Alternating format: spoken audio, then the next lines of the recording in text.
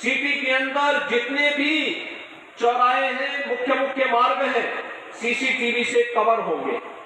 वहां की व्यवस्था ट्रैफिक का ऑटो मोड पर संचालित होगा। लेकिन अगर कहीं किसी ने सुरक्षा के साथ खिलवाड़ करने का प्रयास किया, कोई चोरी डकैती डालने का प्रयास किया, तो सीसीटीवी कैमरे में सब कुछ कैद होता रहेगा। अब कोई व्यक्ति ये नहीं कह पाएगा कि मैंने ये नहीं किया है, वो तो कैमरा सब कुछ बोल देगा, सब कुछ बता देगा।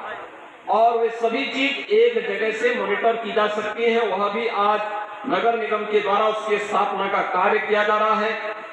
एनिमल बर्थ कंट्रोल सेंटर की स्थापना, आवारा कुत्ते होंगे, स्ट्रीट डॉग होंगे या अन्य जो इस प्रकार के जानवर होंगे, उनके कंट्रोल करने की व्यवस्था, सड़क और नालियों की व्यवस्था, गार्बेज ट्रांसफर स्टेशन की स्थापना और अन्य तमाम कार्यों को आगे बढ़ाने के साथ साथ एक अभिनव कार्यक्रम के साथ आज गोरखपुर स्मार्ट सिटी के रूप में स्थापित करके नगरीय विकास का एक मॉडल के रूप में अपने आप को स्थापित कर रहा है। वास्तव में गोरखपुर ने पिछले 6 वर्ष में एक लंबी दूरी तय की है। इससे पहले गोरखपुर आने में कोई व्यक्ति इसलिए संकोच करता था, कहता था साहब आएंगे जाम में फंस जाएंगे। आज भाइयों बहनों, गोरखपुर में सभी प्रमुख मार्ग 4 लेन 6 लेन की हो चुकी है। अन्य मार्गों को भी उस रूप में बदलने की कार्रवाई चल रही है। जैसे आपने देखा होगा, गोरखनाथ मंदिर के पूर्वी गेट से लेकर के स्पोर्ट्स कॉलेज तक और मेडिकल कॉलेज तक का मार्ग अब 4 लेन में बदल चुका है। एकदम सिंगल लेन का मार्ग था, आज 4 लेन में आप जाएंगे। जिस दूरी को तय करने में पहले आधा घंटा लगता था, आज उस दूरी को मात्र 5 मिनट में आप तय कर देंगे। समय की भी बचत होगी, लेकिन साथ साथ विकास की ढेर सारी संभावनाएं उस रूट पर बदलती हुई, बनती हुई दिखाई दे रही है। ऐसे ही अन्य मार्गों पे भी कार्य हो रहे हैं। हमें विकास की सोच के साथ आगे बढ़ना पड़ेगा। आज ये गोरखपुर की पहचान बन रही है, अच्छी सड़कें, जल निकासी। आपने देखा होगा 3 वर्ष पहले तक एक बारिश पड़ती थी, अगर 1 घंटा बारिश पड़ गई, आधा गोरखपुर जलमग्न हो जाता था, 2-2, 3-3 दिन तक पानी भरा रहता था।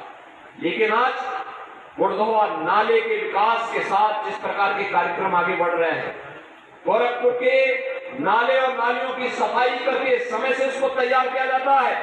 परिणाम है गोरखपुर में अब जल जमाव की संभावना कम है। और जैसे जैसे ये सभी परियोजनाएं मूर्त रूप लेंगी, आप देखेंगे कि गोरखपुर में जल जमाव की समस्या का स्थायी समाधान हो जाएगा। इसी प्रकार से गोरखपुर के अंदर एक एक करके समस्याओं का समाधान होता हुआ दिखाई दे रहा है। कभी गोरखपुर में स्वास्थ्य की सुविधा का अभाव था, medical college, BRD medical college स्वयं अस्वस्थ था। आज बीआरडी मेडिकल कॉलेज न केवल गोरखपुर के लिए बल्कि पूर्वी उत्तर प्रदेश, पश्चिमी उत्तर बिहार और नेपाल की तराई के एक बड़े भूभाग के लिए स्वास्थ्य का प्रमुख केंद्र बना हुआ है। सुपर स्पेशलिटी ब्लॉक और बाल विभाग भी जिस तेजी के साथ वहां भवन बना है, वह तो हम सबके सामने है ही।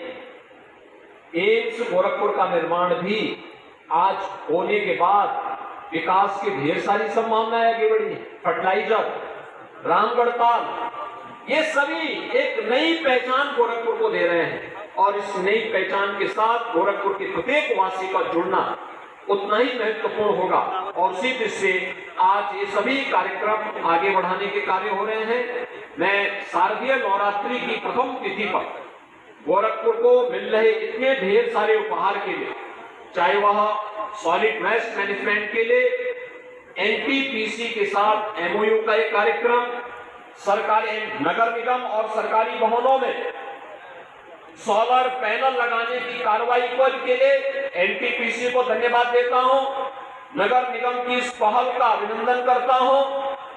गोरखपुर वासियों को इसका जो लाभ मिलेगा, एक सोलर सिटी के रूप में गोरखपुर की पहचान बनेगी, एक स्मार्ट सिटी के रूप में गोरखपुर को आगे बढ़ाने में मदद मिलेगी। इन सभी कार्यों के लिए गोरखपुर वासियों को बधाई देते हुए 234 करोड़ रुपए की इन परियोजनाओं के लिए भी जगत जननी मां भगवती के चरणों में प्रणाम करते हुए गोरखपुर वासियों को हृदय से बधाई देता हूं, अपनी शुभकामनाएं देता हूं और विश्वास व्यक्त करता हूं कि विकास की सोच के साथ हम लोग निरंतर आगे बढ़ते रहेंगे। आप सबके प्रति मेरी शुभकामनाएं। धन्यवाद। जय हिंद। अमर उजाला अब आपके टीवी पर भी। अपने स्मार्ट टीवी पर YouTube पर सर्च करें अमर उजाला, चैनल सब्सक्राइब करें और देखें ताजा खबरें, वो भी HD क्वालिटी में। और हाँ, बेल आइकन दबाना ना भूलें ताकि हर खबर हो आपके घर। अमर उजाला, निष्पक्ष, निर्भीक, निरंतर।